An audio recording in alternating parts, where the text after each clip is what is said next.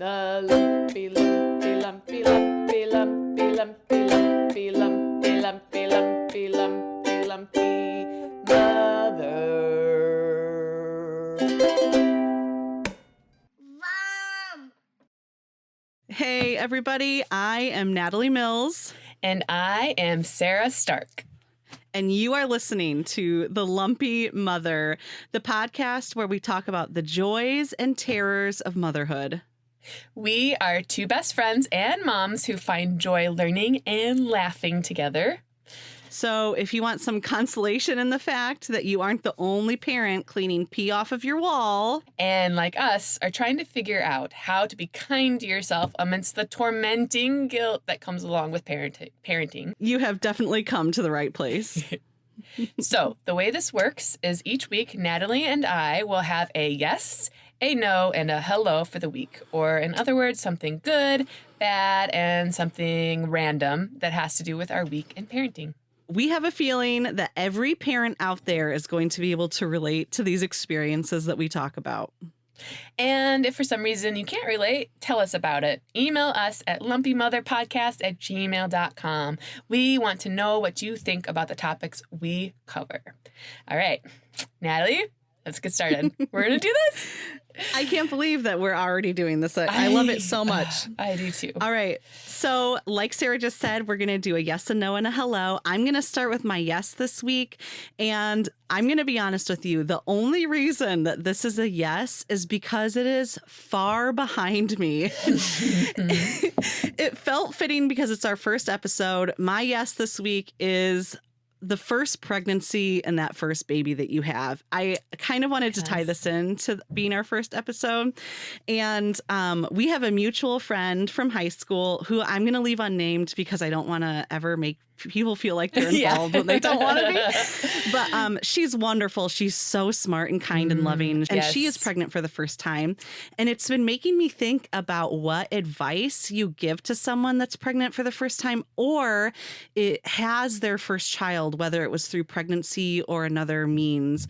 And so I'm thinking about all of that advice that maybe I would give to other people, which of course made me go to that place of what horrible advice did I get and what good advice did I get? Yes. And so I don't know. I think when I think about horrible advice that I got, and this is just a personal thing for me, I hated the advice, sleep when the baby sleeps. I understand that the meaning behind that is so and so much of the advice is well-meaning. It's not that it's not like I'm like mad at the people who give this advice. No. It's like, but no, it doesn't work. And that's the problem.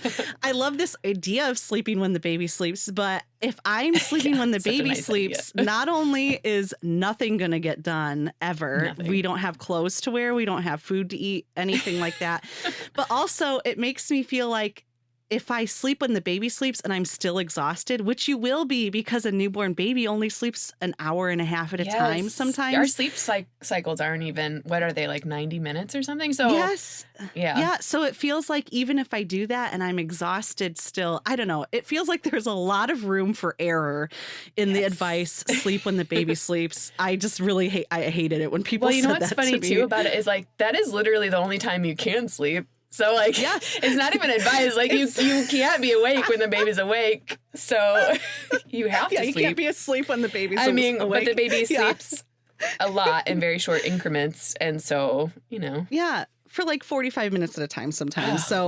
That's definitely the worst advice. I think that the best advice was not even to me. It was to, I'm going to name this person, but to one of our very close friends, Nora. She has an older sister who, hi Nora. She has an older sister who had kids. And she told Nora, who was living in our hometown at that time, you need to check in on her. You need to check in on Natalie once a week. And you need to clean for her because she is too exhausted to clean for herself.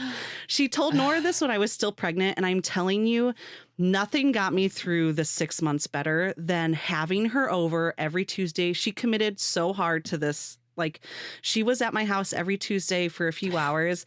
Sometimes, sometimes she cleaned the bathroom, which was so hard for me to give up because you feel like you're supposed to keep it at this certain state, even though you're never sleeping, even if the baby sleeps, and you're all of these other things. So sometimes she'd clean, but other times she would honestly just sit with me. And some days that's what I needed, was another human that wasn't screaming all of the time, to just sit there and watch TV with me, or sit there and talk nonsense with me.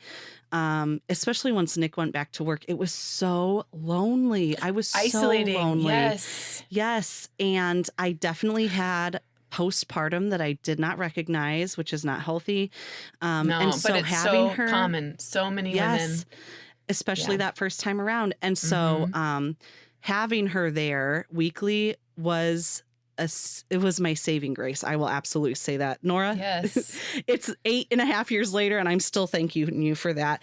So I think when I think about the advice that I would give to new moms, and Sarah, I want to hear what you think about this too, but also all of our listeners out there, I'm actually really interested in hearing what you guys think is good advice or bad advice, or what you tell to new moms or pregnant for the first time moms.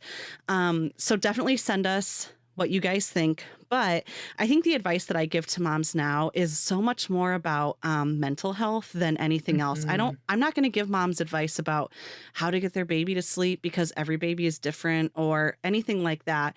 It's all just about being super honest with yourself about where you are, never being ashamed of asking for help.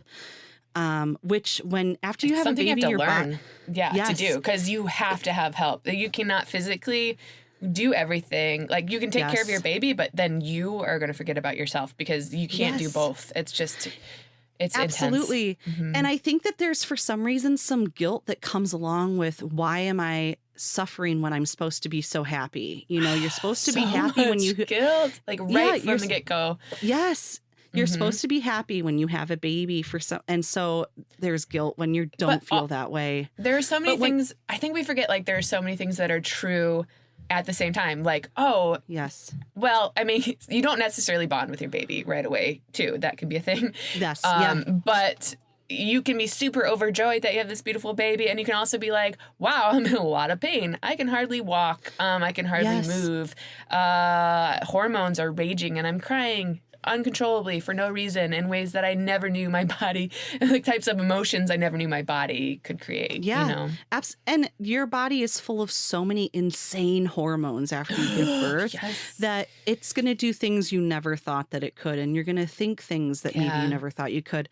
So that's definitely that, and don't compare yourself to other moms. Don't ever get down that downward spiral. It's so hard not to do comparison. Like, just in everything I do is like, well, somebody's already doing that. Like, what makes me coming to the table different? Or I'm not a crafty mom. I like doing the crafts. I hate setting up the crafts. I hate cleaning up the crafts. So so when I see people online doing that, I'm like, that's amazing. I'm, on one hand, I'm like super impressed, like, wow, that's awesome that they're doing that. And then I'm comparing, like, I'm not doing enough. I'm not having enough fun, Anyway, that's another subject. Comparisons, No, but I do. I think that's great advice that I have to remind myself daily of. With 4 kids, I have to remind myself that my motherhood experience is different than everyone else's. My kids can be happy even if I don't craft with them daily or whatever, like, it's not about comparing. So that sounded like a very dark yes. That was a lot of that was a lot of downers. It was a lot of downers to be a yes. Like I said, it's a yes because it's so far behind and honesty me. That's is true. A yes. I mean, it's a hurtful yes often. Sometimes. We always give honesty a yes. Yes. So, all right. That's my yes for this week. Sarah, what's your yes? Well, before I get into mine, I want to say, what would I don't know. I've been thinking about this. Like, for me, after my daughter was born, she's almost 3 now.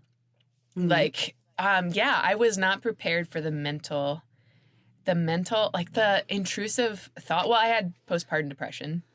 Yeah. And I eventually realized that. And then biggest problem was, like, believing these absolutely wild thoughts that just came out of nowhere that were like, you're not supposed to be a mom, or you can't do this. Like, you have to give up your daughter for, like, these thoughts that I never thought I would have. I always wanted children. I have my daughter. I love my daughter. So my advice would be relentlessly kind to yourself. You're going to have these thoughts coming in potentially, or even just not enjoying moments because they're so hard because you're so tired. You're going to be so tired and happy at the same time and not happy. You're going to be all these things at once. Like, you can be overjoyed and also be totally miserable. Yeah. And you don't have to believe the terrible thoughts. You don't have to take okay, I had this thought that I have to give up my daughter for adoption. I'm a terrible mom. And then you just compound it with everything. You can say, no, that's a thought. And that's not who I am. And which is harder to do when you're in these moments where your body is just totally overtaking everything. But just know that you're not alone in those terrifying thoughts. And also, those terrifying thoughts might be a sign, as they were for me, that you need to get help. But just be kind to yourself. Be forgiving of yourself. Know that you might be up at 4 a.m. and think in your head, like, please stop crying. I just want to sleep. And you want to scream at your baby, and it's just a baby. It's a little baby, and you want to scream at it. And you're like, what is wrong with me? And then just walk out of the room. So true. Take a deep breath and realize you are still a good person. You're still a good mom. And I love that advice. So that's me. Yeah. I love it. Yeah. All right. Tell me your yes. What's your yes for this week? Okay. So my yes is also kind of a complicated yes. All right. So I've been kind of practicing mindfulness, I guess. I don't really understand mindfulness. I know it's a practice. And I know, like, you can take classes on it. And I know it's supposed to be hugely beneficial. Like, it's supposed to help, I think, regulate your nervous system, help you be more in tune with your children. And, like, your children are supposed to be able to tell if you're present or not. This all sounds fake to me. It's real. It's a thing. So... Well, I have realized, okay, so basically my understanding of mindfulness, and please email us, lumpymotherpodcast@gmail.com if I am off base, or if you know more about mindfulness, I would love to learn. But you take yourself to the present by thinking about, like, how do my feet feel on the floor? Let's really, like, use your different senses. Let's really look at the water droplets on this this beautiful leaf outside. I can already tell you I'm going to be bad at this. I'm not good at it. I didn't say that. I'm just like giving it a go. Testing the waters. No, there are things, like, I noticed when my 2-year-old Evie is starting to, she's a 2-year-old, so she has a lot of meltdowns. And if I start feeling triggered and I take my mind, if I can find the control within myself, which does not happen all the time, to take my mind to my feet and how they feel on the floor, then, like, it takes me back and out of that, like, very tunnel vision anger, like, I'm just going to scream and I'm going to escalate the situation and make it all worse because I really just wanted to eat my cereal. I'm so hungry. It's 7 a.m. and I can't do it. It's so hard. So it's kind of a tool then. So it's like a tool to use. Yeah. Oh, I like that. It's a tool. Yeah. So it's in one hand, to me, from my experiences, like, trying it out, is that it can be a tool to help you regulate your emotions. And for me, it can also be a tool to feel more grateful and feel more alive in my interactions with my daughter. Okay. And also, so a lot of, like, really wonderful Instagram, like, parenthood therapists that I follow, they suggest having one-on-one time with each kid for at least 10 minutes a day. So I'll just, like, plug them because they're awesome. One is Big Little Feelings on Instagram. Another I love is Our Mama Village. And then another one I love is Dr. Becky at Home. And they all kind of discuss this in a different way. But yeah, 10 minutes alone time with each kid, and you have to be super present. You don't, like, ask questions. You let them lead the play. And I don't like playing. I don't like it. Yeah. I think, but this works. Like, I've done this Yeah. on a daily basis, and it works, and it helps her, like, feel she's gotten the attention she needed, and then I can do more things, and she doesn't have as many meltdowns. But I really don't. It's her favorite thing in the world, but I hate playing. oof. No, I think it's so much hard guilt. because I think we're both kind of like playful people in a certain degree. Yes. But there's a difference. It is really hard for me to get on the floor and play with my kids so much. So for me, taking time with each of my kids is more so, or playing with my kids, I've kind of redefined it in different ways. So, taking time, solo time with Henry might be Yeah. sitting with him while he practices his ukulele, and that's Yes. time where it's just me and him. And it's not play, but it is something, Well, you're present. Or- like, just Yeah. being present there With- with them and something they 100%. enjoy. Yes. And all of my attention, I'm focused on him. So I think that there's different ways. I don't think that it's always this really stereotypical play with you doing like a farm animals with the kids. Sometimes it's outside on a walk or reading a Yes. book, and so I just, That's what I try to incorporate instead is like, okay, let's go on a walk. I enjoy walking. I Yes. enjoy like building with like magnetic Yes. tiles or something. I like coloring, Mhm. but I really don't. Yeah, but the play, but that's her favorite thing. So I think there's like this guilt. Yeah. Like, I wish I enjoyed what she loves so much, Yeah. but I like watching her play, but I don't want to be in it. Absolutely. And I had to let go of the guilt of being constantly playing with my kids on the floor, because letting them play by themselves was how they learned how to be independent play, how they had to Yes. create that independent play. And that has helped us so much to this day because they can play on their own. It's a very Yes. big deal in my house. It sounds It's really amazing. important. Yeah. Especially with 4 kids. I mean, you just can't physically be there all the time. They have to entertain themselves, Yes. So, yeah. So that's my yes for the day. But I guess when I look back, I also just kind of like complained about how much it sucks.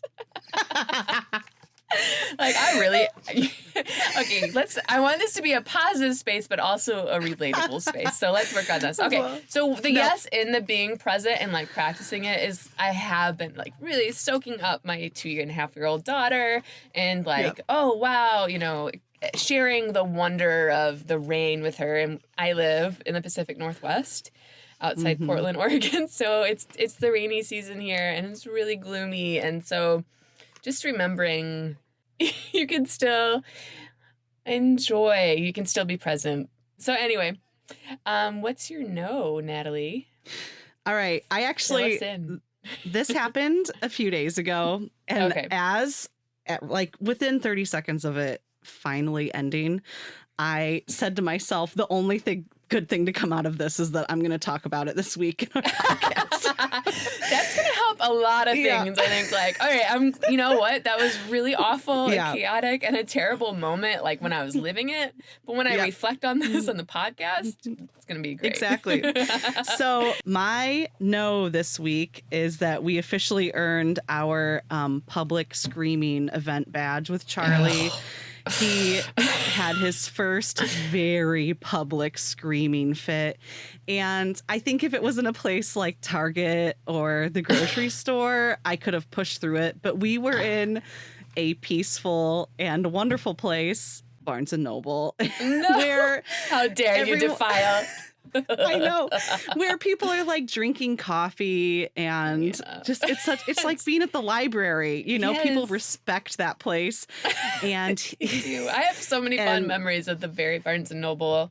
Oh, it was so bad. I made the mistake of putting him down when we walked in the store, and we have not been going out a lot, but apparently I've been going to Barnes and Noble enough that he remembers where all the toys are. So he beelined it for the back of the store, and then of course I picked him up because I was in a hurry.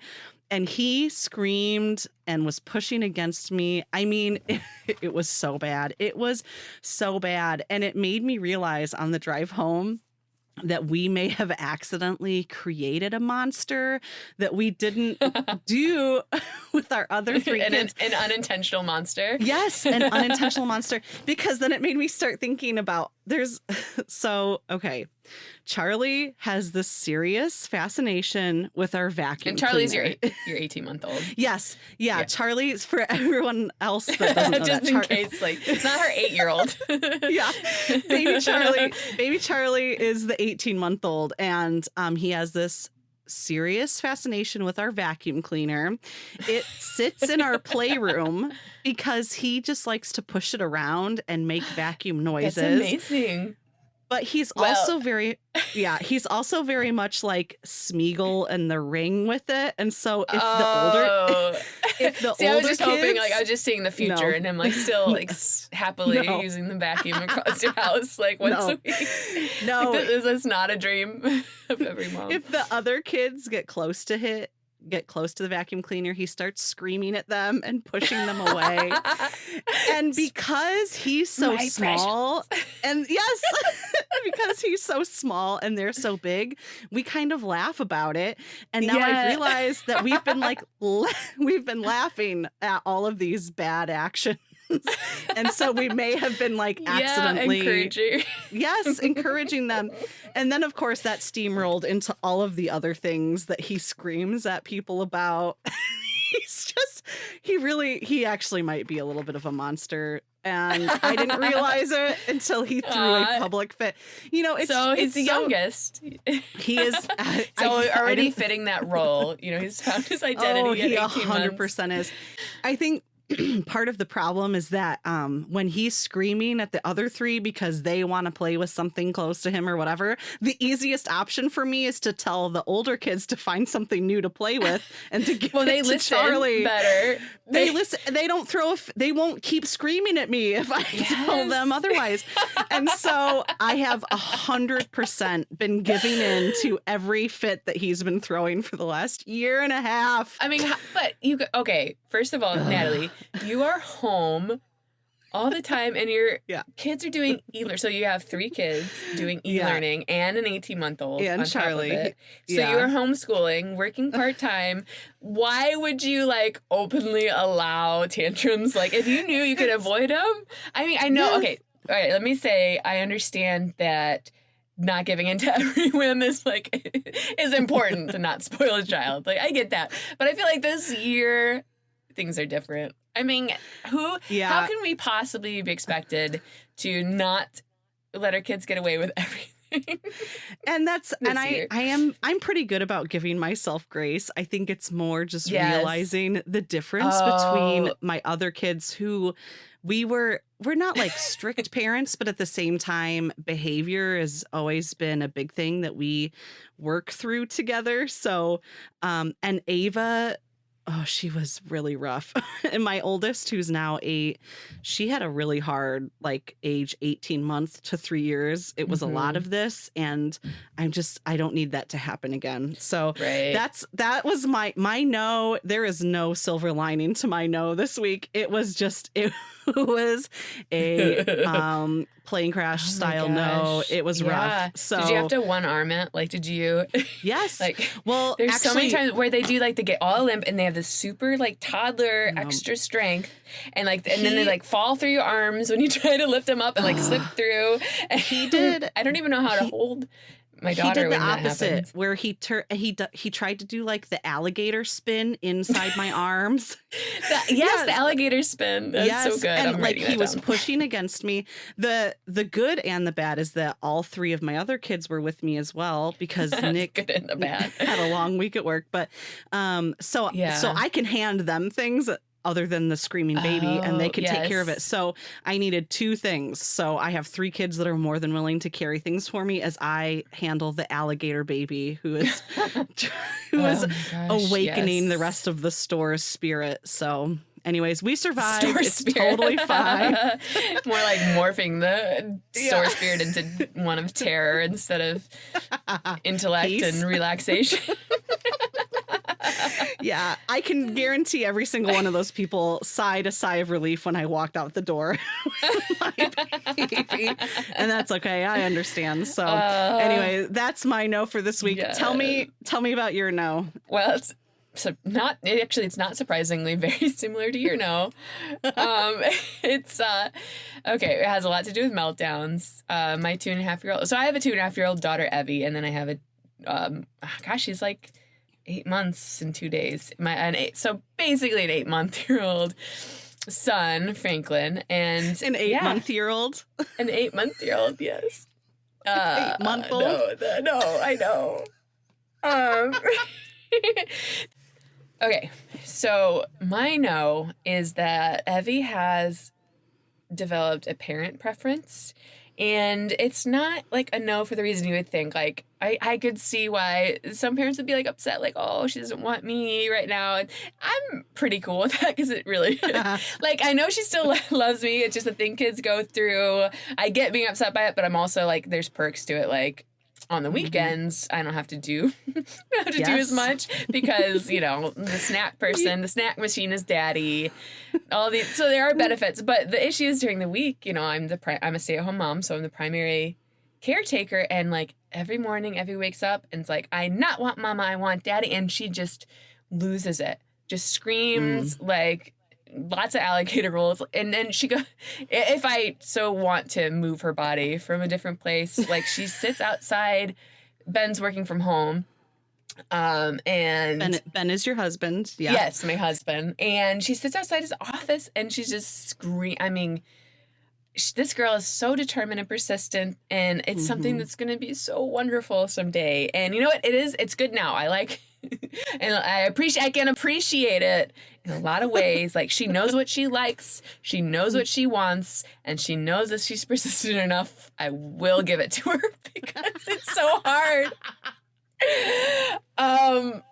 Yeah, but every morning and then multiple times throughout the day, just these intense meltdowns. I not want mama, I want daddy, and I try to stay calm. I try to regulate my emotions. I try not to fuel her fire. I try not to give in to her every whim. Unsuccessfully tried not to give in to her every whim. When this happens, it just feels like it's gonna last forever sometimes. Well, and I but feel it's like always a phase. But it's yeah. But when you're in that, like after a few hours of that, you're so worn down, and yes. At that point, you're willing to do whatever it takes just so that you can move on from that, And so that is and whatever so it takes hard. is usually what works right now, but it makes everything worse in the long run. So like whatever it takes is, if I'm really giving up, it is an all-day screen day or screen time day. And those are some of the best days for me. You're allowed to have that every so often. You honestly, you're absolutely allowed you have to have It's that. a mom's self-care. And I know, I know that screen time is not healthy for kids. You can understand that and still recognize, for me, that this is just something I have to do to get through this day, to be a mom that maybe doesn't scream at my daughter. And I don't want to be a mom who screams at my daughter. So the best alternative right now, when I'm so tired from being up 5-6 times with my 8-month-old, when I just can't, I don't have any more in me. Yeah. No, I feel like you can totally have grace with yourself in that moment. But screen time is not, I gave up guilt about screen time forever ago. We're pretty good at it. For you. But there's definitely days, if Nick is working late a few days in a row and I have to get things done, sometimes the only way to do that is screen time. Or so, I don't know. I just feel like the doctors who are telling us that we can't do it, they can come babysit my kids then instead. They forget. I don't know. Well, I mean, like, I'm sure there's a lot of research out there that, but what about the research on the moms, on our mental sanity health and how important we are? I think we forget as moms how important, like, we are molding them. We are in charge of so many, virtually every facet, or parents in general, every facet of developing this child. And if we are about to, I don't know, jump off a bridge, literally, we need to take it back, be kind to ourselves, and give some screen time. That should be like a motto for Pepsi. You're ready to jump off a bridge. It's time for screen time. You matter. Yep, I'm putting that on a poster now in our But playroom. like I think a part of our child's development is like how well we can cope with the immense stress. Yes. Because the better we can cope, the better parents we can be, you know? Yeah, my reactiveness sometimes, my angry reactiveness is going to make a worse difference in if I do that over and over again than my kid watching a few hours of TV one day. Right. If I'm just being They're not going to remember honest. the TV, but their first memories are going to be their strongest emotions, you know? Yeah. Yeah. Yeah. Yeah. So rough. So yeah, that's my no. So the parent preference, yeah. It's mostly only rough to me because I'm the primary. Because you have to deal with this. And and like you said, it's not the fact that she prefers Ben over you. Right. It's the fact that she screams about it. Deserves for that. He's hours. a great dad. Right. Yes. It's that.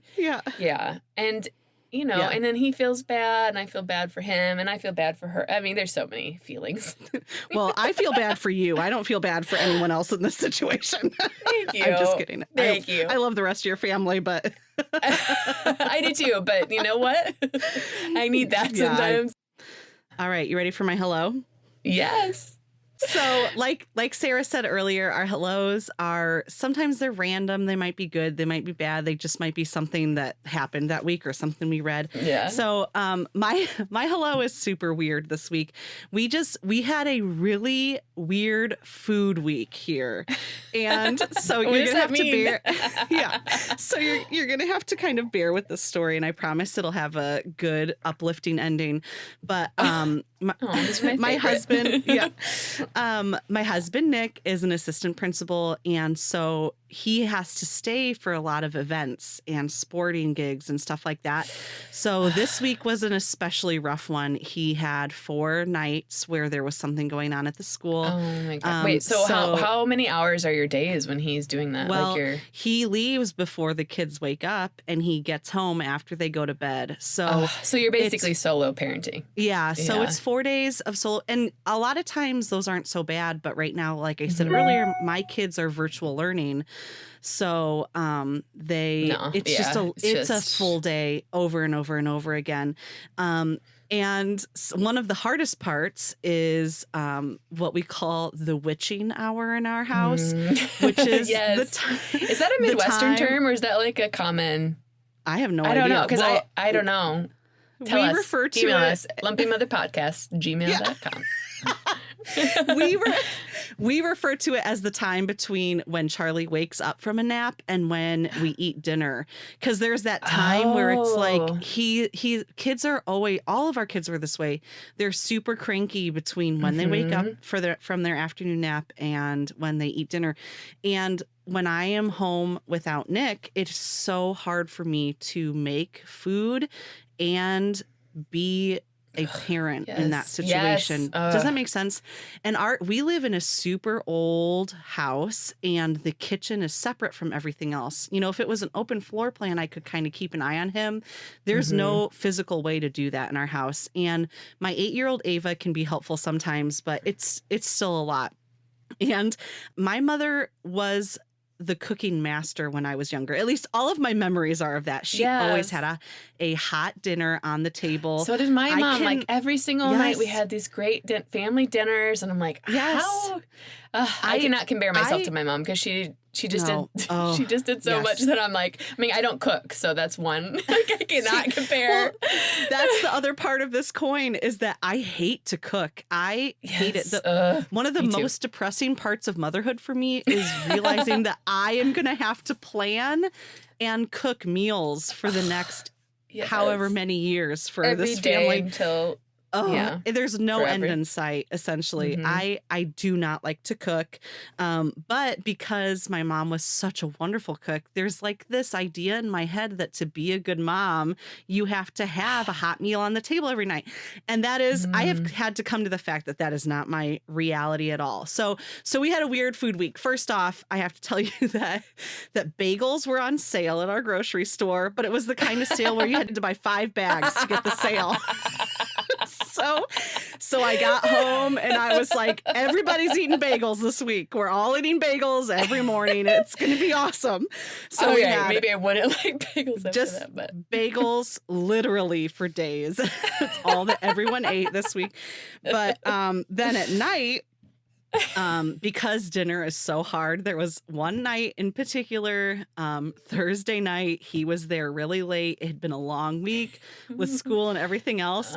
And I literally set up a folding table in the living room in front of the TV and we ate cereal for dinner. that's And- good for you.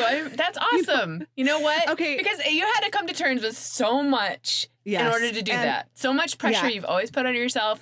You allowed Yes. it to happen, and everyone was fine. I'm proud of you. And that's the thing. I think my like the good part of this for me was that I did that and I kind of shook my head at myself through the process. But at the end of it, I had to tell myself, you know what? My kids are going to bed with a full stomach. They're going to bed feeling Yes. this does not affect the way that they feel loved. This does not affect their Yeah, happiness. no. If anything, they're happier because they got I to love eat how you put cereal that for into dinner in front perspective. of the TV. Right. Yes. Like when you come back to this and you prioritize, what does this all really mean? Like mom was not totally overwhelmed and snappy. Yes. Kids ate something they probably really like to eat. Yeah. And because all of the name brand cereal was on sale, it was a big breakfast sale at the grocery store. Wow. So they got name brand cereal. Yeah. But we had to eat all the bagels first because those go bad first. But it was Again, like good name prioritizing. brand. I am really proud. Yeah, name brand, fancy cereal that they usually never get. We're a very Kroger brand Cheerios. Yes. kind of But you know family. what? There's nothing wrong with Kroger brand. There's nothing No, wrong. They no, always there taste isn't. fine. Yes, they do. But it was a big deal. And I was just really proud of myself at the end of that. I didn't let that mom guilt creep in. It started to for a second. Because I had this moment where I was like, I hope nobody can see that this is happening right now. But then I Yeah. realized, no, this is ridiculous. That is an expectation that I've given myself to have this home cooked meal. But like I said earlier, my kids Right. went to bed, fed, happy, loved. And Yes. I think if at like the you end have of the to day, reframe it because like Yeah. I think we all define parenting success in these different ways, and a lot of them have to do with like what our parents did if they Yes. did it well. I mean, I'm sure some people did not have that experience, but yeah, I just like that you were Yeah. able to just take a step back, realize that that's just an unrealistic expectation for you and your life. Like you are not your mom, even though what she did Yes. was wonderful, and you don't have to be to you. Yeah. Yeah. Yeah. But it doesn't. what really it didn't- matters. Yeah. It doesn't affect my relationship with my kids in that way. And Yes. so, so that's my, that was, it was just a weird week for food here. Yeah. We still have about a few Bagels. days of bagels left. So, all right, Sarah, what is your hello for this week? Tell me what your hello is. Yes. So my hello ties in, funnily enough, with your no about Charlie. And something that resonated that you said was like he's gonna have to interact with other people and go out in public. And this year's been so weird with that I forget. Like, oh yeah, Effie's gonna have to like socially engage with others. So in our house, like poop is funny.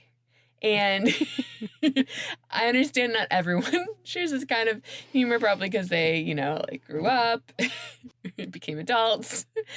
But I had to say this for poop jokes, is that I have bonded, before I get into the story, I have bonded with some of the closest people in my life over farts and poops. My husband, Ben, and Natalie. You, Natalie. I don't want to be pulled into this. Oh, okay. No, I'm just joking. Okay, so naturally, Evie thinks poop is also hilarious, mostly because we laugh when she goes poop, poop, poop, poop. I pooped, poop. She even calls her farts poo-poo bubbles, which, I mean, if you think about it, it's super descriptive. That's what they are. It works for us. But my mom, she's just, totally, Mom, I know you're going to listen to this because you support me and love me and I really appreciate it. So I know she just doesn't like poop humor, and that's acceptable. That's fine. You don't have to. But this week on the phone, Evie, I was like, let's talk to Nana. And we're talking to Nana, and Evie's like, Nana, poop, poop, poop, poop, poop. And then she's cracking up. And then Evie's like, my mom's like, how was your day? And Evie's like, poop, poop, poop, poop, poop, poop. And I'm, of course, laughing. And then it, hit me oh, man, we're going to have to interact with other people. She's going to have to learn, okay, maybe poop humor is, funny at home, but not with, and she's only 2.5, so this is a little too complicated. Maybe I'm reading into this. You got to introduce her to, some slapstick humor, which is essentially just injuring other people and thinking it's funny. Schadenfreude, one of my favorite words. There's even though I'm not really into Schadenfreude, but I learned from a professor of mine that it means to enjoy somebody else's pain. It's a German word because there isn't a word for it in English. So, but that's what slapstick is, right? Basically, or those YouTube photos of people getting kicked in, Well, that's what America's Funniest Home Video was for years. Yes, it was just people getting hurt. This is not related, but apparently there were I've heard stories that the people that had to review all of the VHS tapes that would come in, that it was almost traumatizing sometimes. Things that people would send in because they thought it was funny. And these people that would look at them would be like, no, this is just almost abusive. This is people. Someone should write a book or do a documentary on that. That would be fascinating. The inner lives of home videos. Isn't that? And it would be this certain era and, very 80s, 90s. Yep. Well, I don't know. I have a, he's 6. He's literally 6 now. A 6-year-old and a 7-year-old son who it's all that they think is funny. If we open our Alexa app on our phones, it's all recently played, and it's just a list of fart noises. And how many are there that can be recorded? So many more than you would ever imagine. There's a Christmas fart package. There's everything you can imagine. Yes. It's a whole thing. There was one day I spent about 15 minutes because I thought that they had accidentally ordered and paid for fart extension packages for their Alexa. I had to check all of the bill. What on earth is fart extension? Well, you saw it on your... Well, because then, we laughed pretty hard about it because it was just of course our boys would buy a Christmas fart extension pack. Extension. Not the just regular package, which I had no idea even existed, but the extension. Yeah. All I'm saying is that it's hard. Our kids, they still think that's the funniest thing in the world, especially the boys for some reason. We have had to have a few things that are we've started those conversations where we don't talk about poop at the dinner table because I need there to be a line. Otherwise it will never end. And so that's just the world that I live in right now. Somewhere. Yeah. Yeah. Especially because they have a little brother that has diapers and they think that's hilarious. So it's a revolving circle. It's a revolving door we'll never walk out of. So never walk out of this one. Well, at least we can all hope that someday they will know the right places to apply their humor. Yeah. I mean, I don't. I'm so bad at with that. When I was giving birth, when I was in the labor delivery room, I kept making these really bad jokes and with my son, I was with Franklin. this past May, and when I got the epidural, I kept like trying to think about what my legs felt like, and I was like, it's like they're like two dead hams attached to my hips, and like no one. All right, but, well, first of all, it's probably not that funny, but like I was just really trying to. I don't know. Maybe they don't appreciate wordplay like I do, because obviously it's so creative. But nobody would laugh. Like they didn't realize if I was just weird or was trying to be funny. So you tried harder. I'm both. So I tried harder. Yeah, I kept repeating it. I was like, maybe they just didn't hear me. Why is no one laughing at my hands? I often wonder, like, people who don't think I'm funny, which is probably a lot of people, to be fair. I think I'm hilarious. But if they like just think I'm weird, then like if someone doesn't laugh at your jokes, are you just weird to them?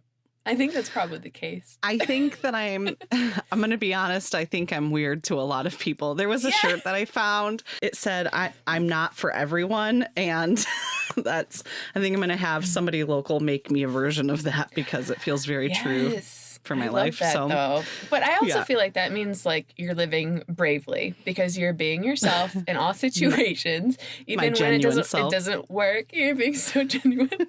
Because I struggle with.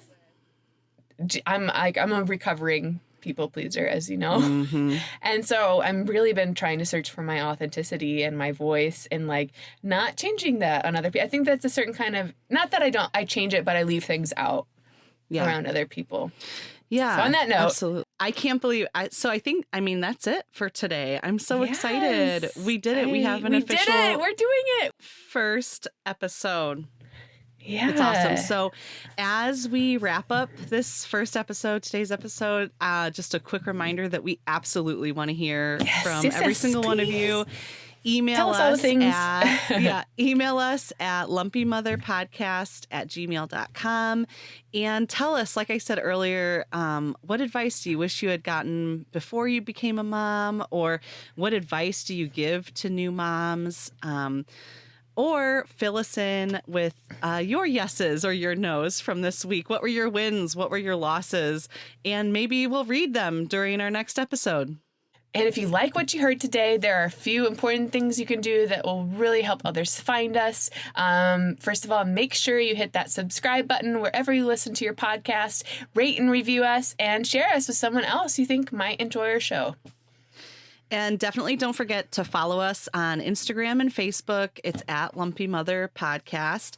In fact, I'm really excited about this. We're going to pick one follower from Facebook and one follower from Instagram to win a $15 gift card to either Starbucks or Amazon, your choice. We will post details on how to enter this on Facebook and on our Instagram page soon. And then we're going to declare the winners during our third episode. So definitely don't miss out on that. Yes. We cannot wait to see you guys again next week. Next Tuesday, we're going to be back with a brand new episode. Make sure that you join us, see what motherhood has in store for our lives and yours. We will see you then. Bye. Bye.